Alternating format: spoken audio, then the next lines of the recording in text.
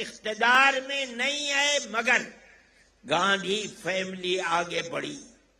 दो ही भाई बहन, उन्होंने जिन चीजों को अपने मैनिफेस्टो के अंदर दाखिल किया, आप गौर करें कि हमसे वादे किए गए कि हम फिरका परस्त और फसाद परवर अनासिर की जमात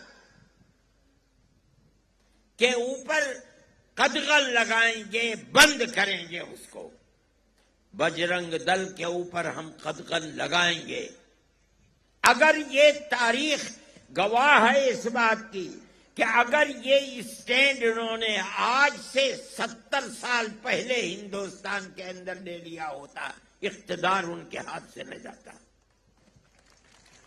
मुल्क बर्बाद न होता, तबाही न आती, फक्र तंगदस्ती का बोलबाला न होता, मुल्क के अंदर इख्तिदार उनका होता जो मुल्क में हर तबके को चैन और सुकून के साथ जिंदा रहने का मौका देते हैं। अगर ऐसा नहीं हुआ, आज आकर के उन्होंने ये कहा कि हम फिरका परस्त पार्टियों के ऊपर कदगन लगाएंगे, बंद करेंगे और मुल्क के अंदर भाईचारगी को लेकर बढ़ेंगे। एक शोर मच रहा था कि कांग्रेस ने इलेक्शन के अंदर अपने मैनिफेस्टो को अंदर इसको दाखिल किया कि हम बजरंग दल पर पाबंदी लगाएंगे। गलती की। मैं समझता था कि गलती नहीं है, बल्कि अपनी गलती का तदारुक है। जो 70 साल पहले से गलती थी, आज उस गलती का तदारुक किया जा रहा है। मैं समझता हूं कि वो मौक़िफ़ ठीक था, और मैं समझता नहीं हूं बल्कि हिंदू और मुसलमानों ने मिलकर उस मौक़िफ़ की तायीद की है।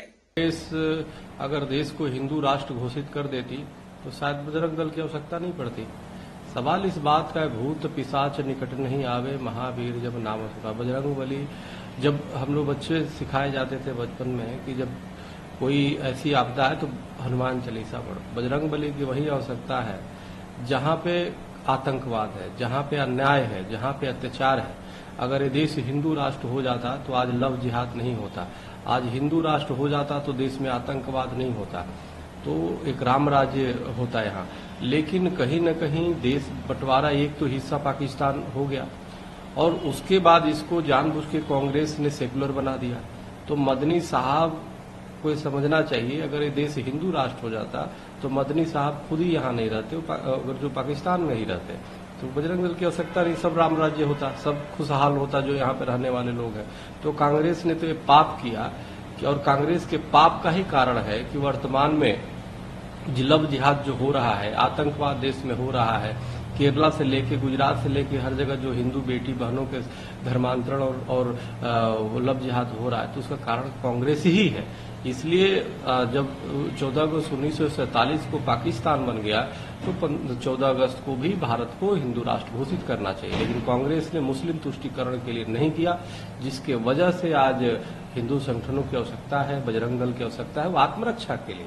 और बजरंग दल कोई आतंकी संगठन नहीं है सिम्मी की तरह और उसे, वो तो एक हिंदुओं की सामाजिक और धार्मिक संस्थाएं हैं जो धार्मिक आयोजन किया करते हैं, जो धार्मिक, उससे मदनी साहब को इतनी कष्ट हो गई।